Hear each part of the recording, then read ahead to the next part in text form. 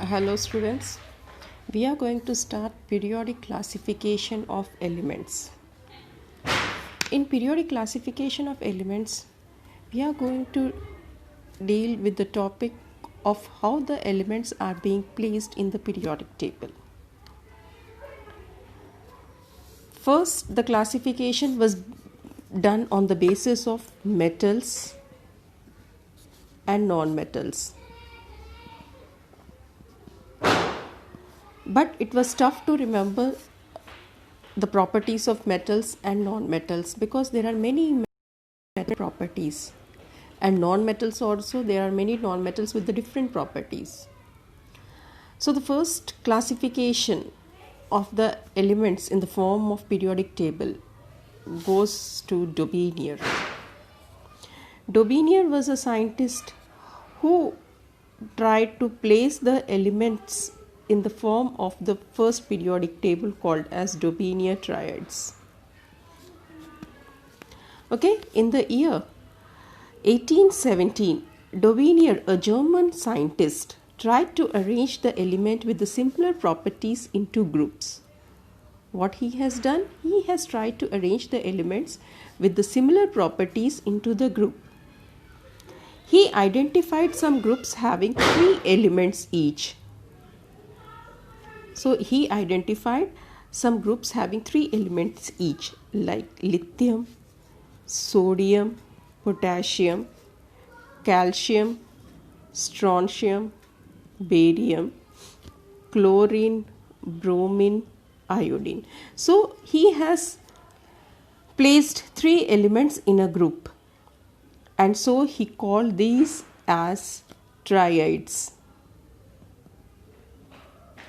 So what he called these as the triads. Triads mean 3 elements in the form of a group. They were written with the atomic mass.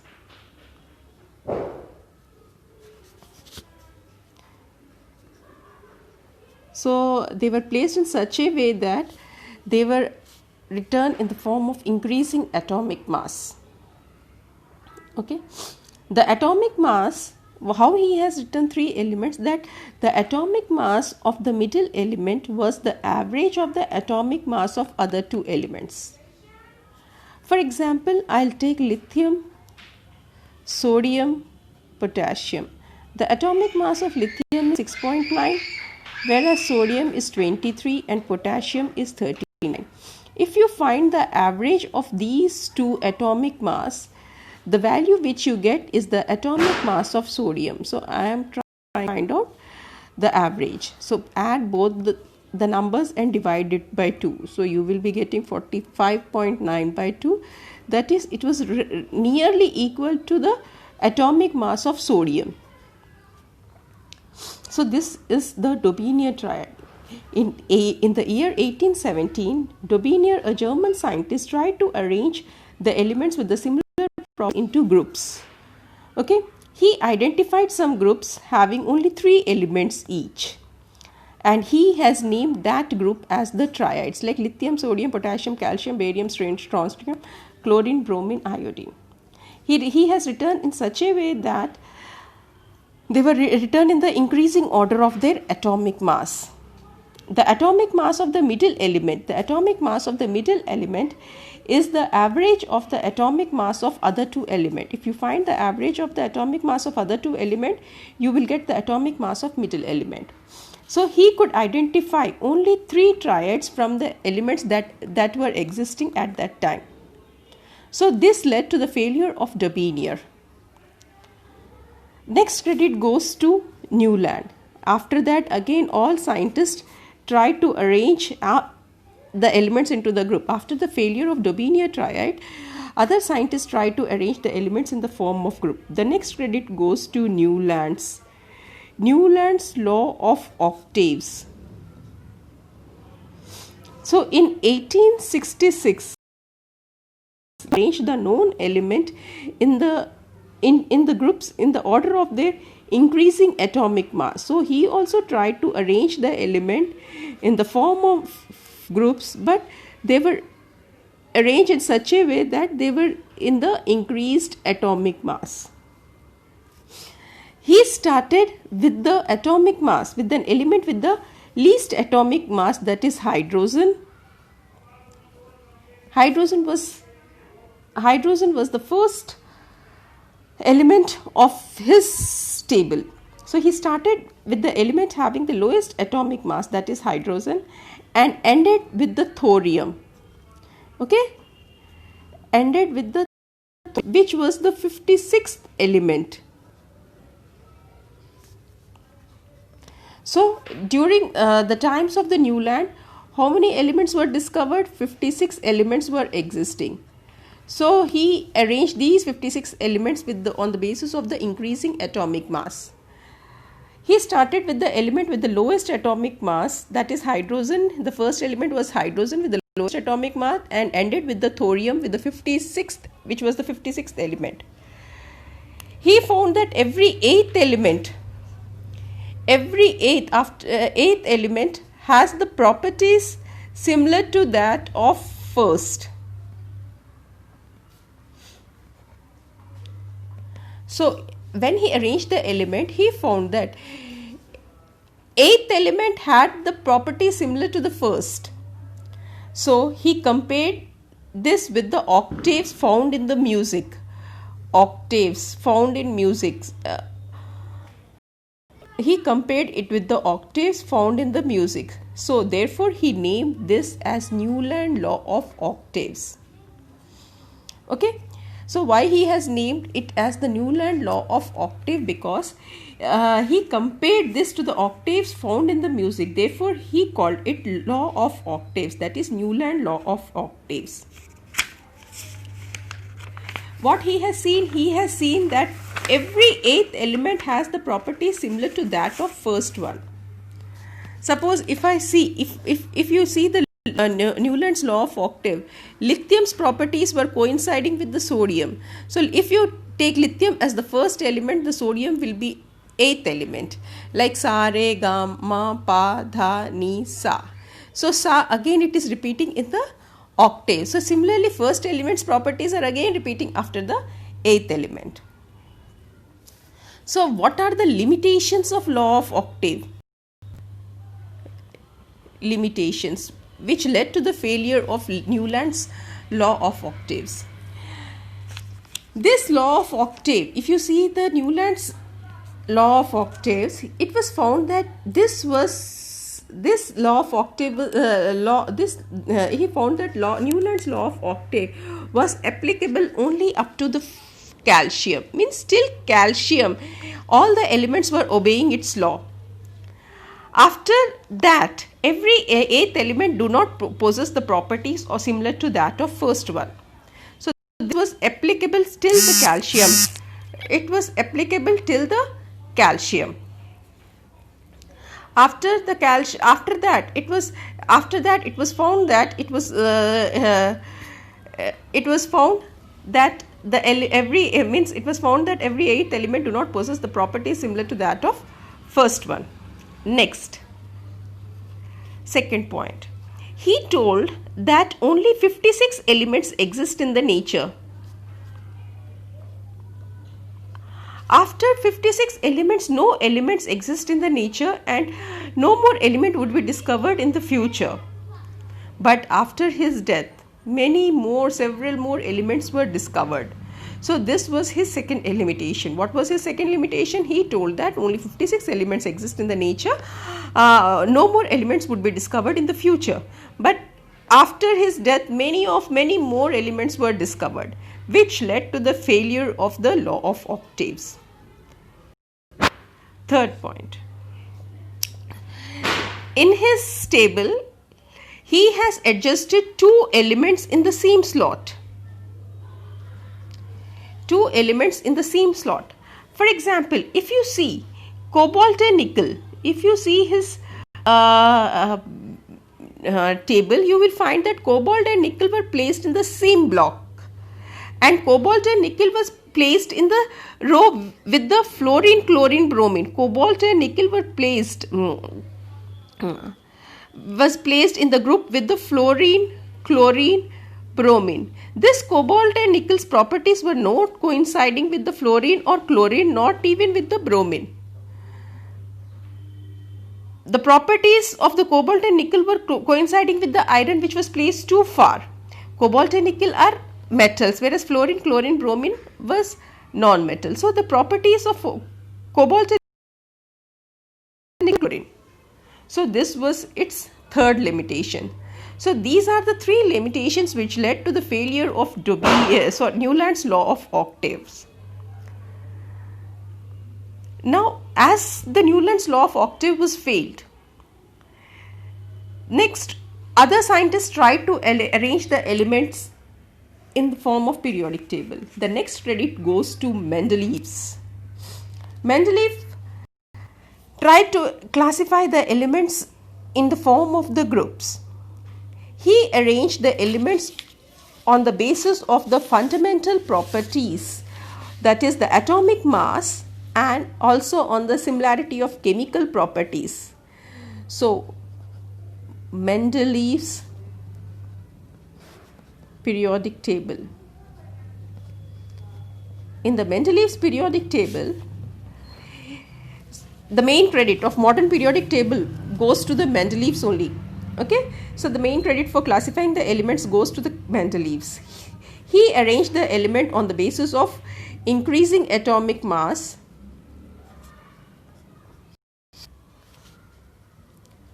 and also on the similarity of chemical properties. So he has taken these 2 points and he has made his table. When he started his work, only 63 elements were known. This third point.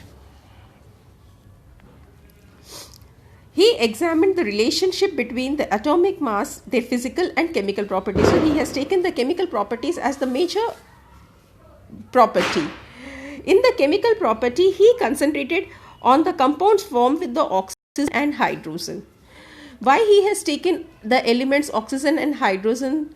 Because oxygen and hydrogen are very reactive, and it formed the compound with most of the element. All the 63 elements formed the compound with the oxygen and hydrogen.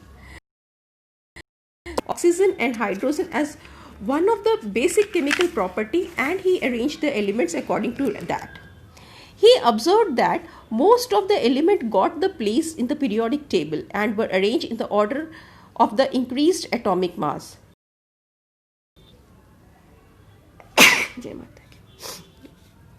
So it was also observed that there was a periodic reoccurrence of the elements. So each the elements in the increasing atomic mass and on the basis of the oxides and hydrides, then he found that the properties are there occurs a periodic reoccurrence, means their properties are again repeating. So on the basis of this, he formulated a law called Mendeleev's periodic law. Mendeleev's periodic law. What is Mendeleev's periodic law? According to the Mendeleev's periodic law, the properties of the elements are the periodic function of their atomic masses. The properties of elements are the periodic function of their atomic mass.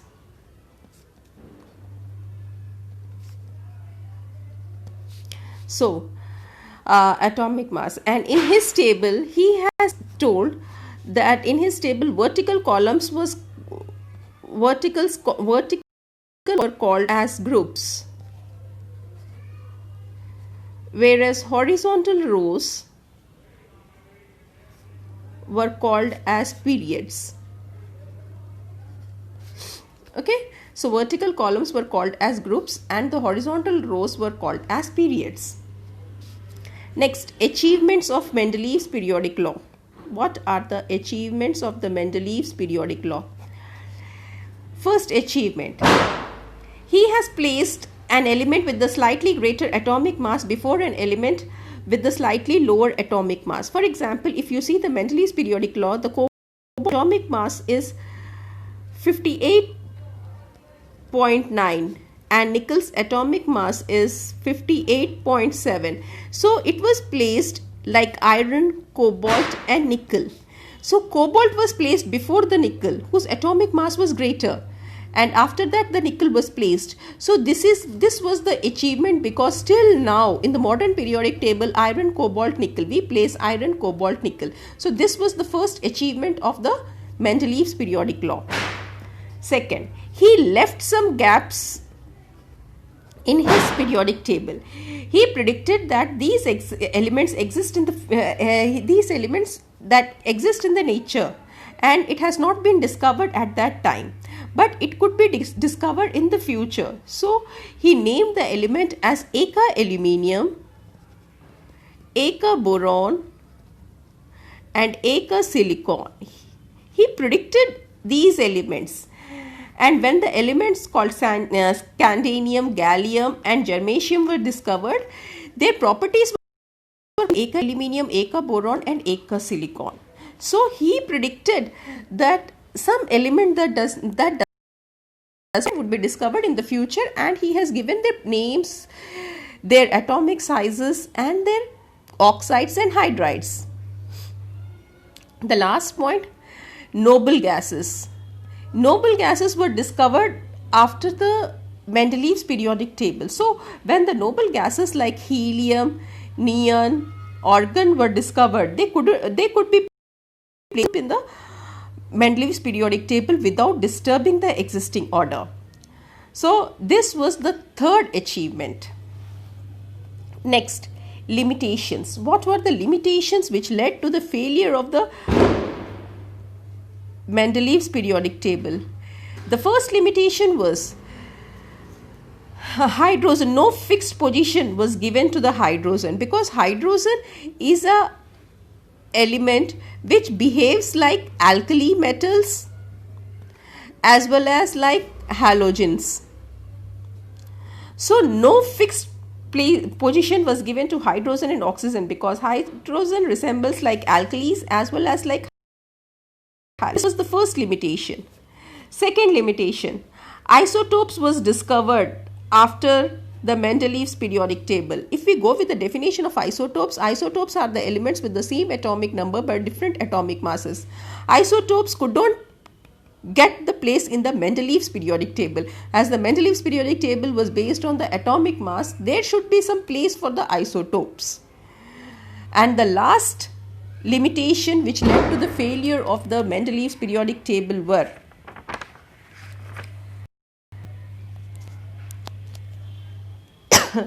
the atomic masses does not increase in the regular manner. The atomic masses, if you see that atomic masses does not increase in a regular manner in going from one element to the next. So it was not possible to predict how many elements exist between two elements that could be discovered between two elements. For example, if we go with the atomic mass of sodium and magnesium. Suppose the atomic mass of sodium is 23.0 and magnesium is 24.11. So among these two elements, how many elements could be discovered? So the atomic mass do not increase in a regular manner in going from one element to the next. So it was not possible to predict how many more elements could be discovered between these two elements. So this led to the failure of the Mendeleev's periodic table. So these were the limitations of the Mendeleev's periodic table. These were the three limitations of the Mendeleev's periodic table. I'll end the topic till here. Thank you.